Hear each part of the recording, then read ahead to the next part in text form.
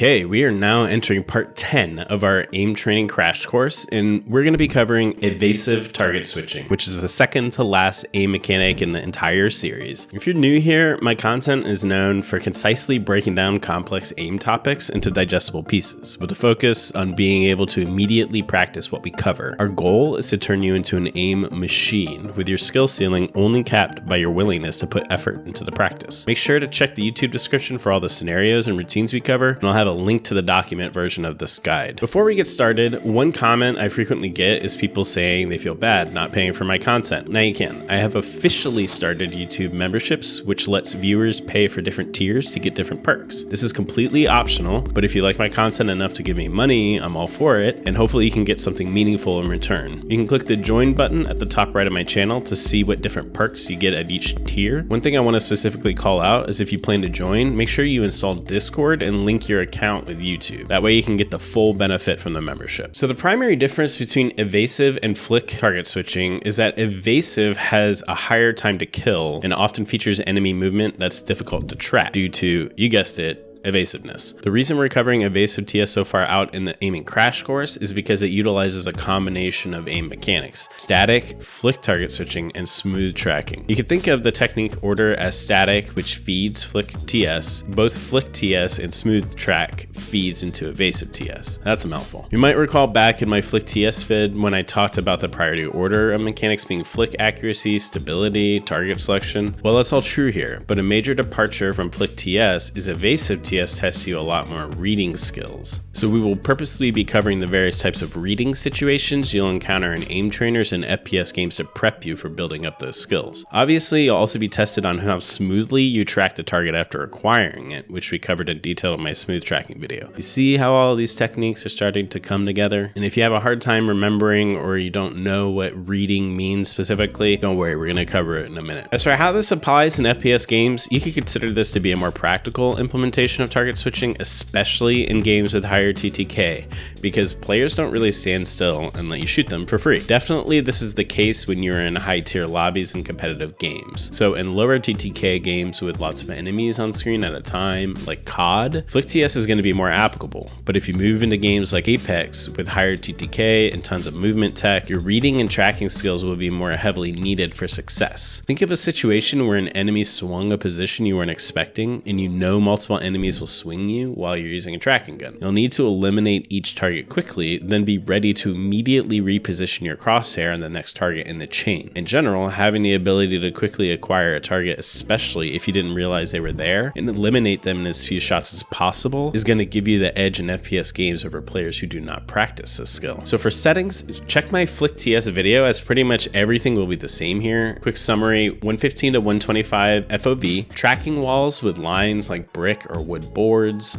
In flick TS, I recommend a higher sends than you might be used to. For example, I use around 21 cm, but in evasive TS, for the more complicated bots with higher TTK, you might find it difficult to be at a higher sends, so look for a balanced sends unless you're specifically trying to create errors and improve your stability. Most players hold mouse 1 for the entirety of the scenario, just like with flick TS and Pokeball scenarios. Remember in my smooth track vid I mentioned rebinding mouse 1 to another input like spacebars so you could simulate what the lowest tension feels like? This is also applicable because you want to hold as little tension in your hand as you can. Just like with flick TS, in most scenarios you're scored on partial kills, meaning you don't need to fully kill the bots, at least in kovaaks. This can be useful when making decisions about which bots are viable or not to keep tempo. In aimlab, decimal scoring isn't supported, so most evasive TS scenarios there only seem to score you on a complete kill. Something to keep in mind between the two aim trainers. For technique, our goal here will be to flick as accurately as we can to land on the target, then read the bot movement to understand which direction it's going to go, then match the target's current velocity to track it just like you would in smooth tracking, then read and react to bot changes in movement if it changes direction while tracking it. That's a really long sentence. Quick refresher on reading. This is basically your ability to understand how your target will move based on skill and intuition and not based on prediction. One critical thing to keep in mind when reading bot movement is depending on the scenario, they can move closer and further away from you, not just horizontally or vertically, which affects you properly reading their movement. As you get better at reading bot movement, you'll learn to monitor future bots in your kill chain to see what direction they're heading when your crosshair is arriving to it, so you'll be prepared once you flick to it. One of the most important factors to getting high scores will be around your target selection, which has more to do with strategy than your raw technique. There's three main considerations here: chaining, tempo, and spawn management. Chaining refers to having an optimal path in mind at all times to determine where you should go next based on your current target. And you want to always be minimizing waste, so it doesn't make sense to constantly move from one side of the screen to the next, as you will be burning your potential score. Tempo is the idea of having a rhythm to roughly stick to and constantly be seeking the creation of new bots through elimination. Your goal is to try to have your crosshair doing damage to a target as often as possible, not just moving as fast as you can. Spawn management is a combination of target selection, crosshair placement, and tempo, since how the bots spawn and where they travel to will affect how you approach the scenario to maximize your score. You generally want to attack clusters of bots instead of constantly chasing one-offs, and there might be times it makes more sense to skip a bot so that when you come back to that side of the screen, it's there with some friends now, so you're killing more bots near each other and minimizing total travel time in the entire scenario overall. This is where it can help to do static versions of evasive TS scenarios if they're available, so you can get an understanding of where bots spawn. But generally, staying near the middle of the screen is more optimal than staying around the edges. Spawn management can also refer to your mousepad space and trying to alternate moving your mouse to the right and left, particularly in 360-degree scenarios, because if you're constantly moving in one direction alone, you're going to just have to keep resetting your mouse. So just like with dynamic clicking, you will notice shakiness, particularly when dealing with smaller, more precise bots, which is something you improve as you build your technique. We'll go into this more in reactive tracking, but the cause of shakiness isn't always due to muscles or mechanics.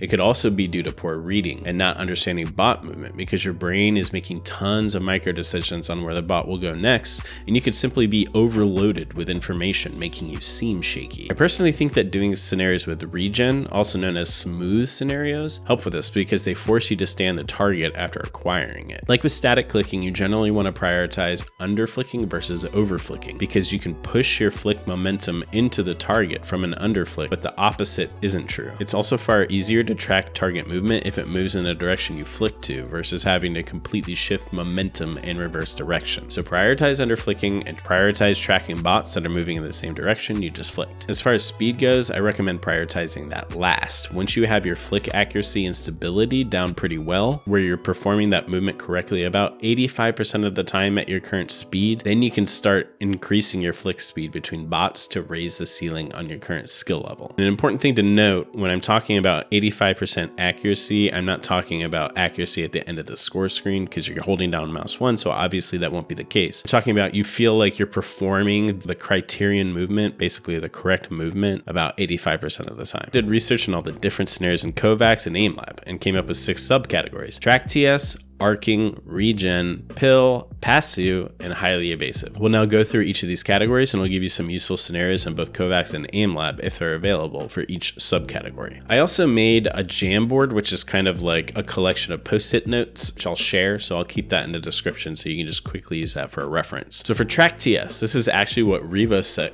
calls their evasive TS benchmark category. And for me, these are bots with simplified movement patterns, for example, only moving vertically or horizontally. The FPS game situation this represents would be something like a partially damaged enemy falling from height. Quickly flick to them to finish them, then quickly flick to another character in order to continue damage in the same mag. Skeet tracking goated in kovaaks is probably the most well-known of this type, although there are some great hidden gems like KVA switching and oblique tracking small no mag, which feature bots with unusual movement patterns and perspectives. A lesser known ArcTS featuring only vertical movement is vertical switching small LG, which I think is useful if you want to isolate vertical switching alone. In aimlab, the best scenarios I found for this type are Headswitch and SiniTS. Headswitch Easy in particular is a standout because it features bots traveling horizontally across varying distances closer or further from you, which is very important with developing your reading skills, since objects which are further and closer are different from being smaller and larger. These are also precise bots that will challenge your stability, and the in-game situation I mentioned earlier where enemies swing you is extremely relevant here. SiniTS TamTS does not require a lot of reading and is borderline flick-TS, but I think it does a good job replicating the quick strafe patterns in FPS games, and it'll challenge the use of your wrist when aiming. Arcing is probably the most common and well-known bot type, bounce 180 tracking being the absolute king of this category. You'll remember from the dynamic and smooth tracking videos the same arcing bots.